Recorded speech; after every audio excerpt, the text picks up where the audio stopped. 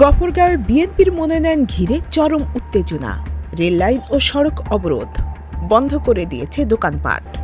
বিস্তারিত দেখুন ময়মনসিংহ থেকে মাহমুদুল হাসানের প্রতিবেদনে।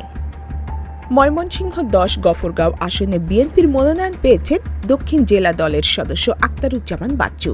নিজ ফেসবুক অ্যাকাউন্টে বিকাল ৩টা ৩০ দিকে মনোনয়ন প্রাপ্তির বিষয়টি নিশ্চিত করেছেন তিনি। মনোনয়ন ঘোষণার পর থেকে দলীয় বঞ্চিত অংশের সমর্থকরা সামাজিক যোগাযোগ মাধ্যমে ক্ষোভ প্রকাশ করে এবং তার রাস্তায় বিক্ষোভে রূপ নেয়। সাবেক সভাপতি ও বর্তমান জেলা দক্ষিণ বিএনপির যুগ্ম আহ্বায়ক এবি সিদ্দিকুর রহমান এবং জেলা বিএনপির সদস্য মুশফিকুর রহিমের সমর্থকরা রেললাইন সহ গুরুত্বপূর্ণ সড়ক অবরোধ করেন। শনিবার বিকাল ৩টা ৪৫ দিকে গফরগাঁও পৌর এলাকায় বিক্ষোভ মিছিল শুরু হয়। মিছিল চলাকালে কয়েকটি স্থানে টায়ারে আগুন ধরিয়ে প্রতিবাদ জানানো হয়, যার ফলে পৌর শহর ও আশেপাশের এলাকায় যান চলাচলে বিঘ্ন সৃষ্টি হয়। স্থানীয়রা জানান, বিক্ষোভকারীরা মনোনয়ন প্রক্রিয়া নিয়ে অসন্তোষ প্রকাশ করে দলীয় সিদ্ধান্ত পুনর্বিবেচনার দাবি জানিয়েছেন।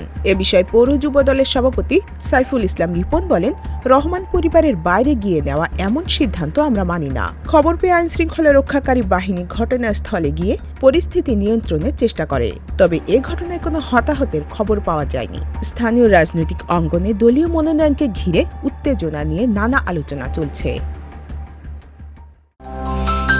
অগ্রযাত্রা প্রতিদিন, নির্ভীক প্রত্যয়ে উজ্জীবিত।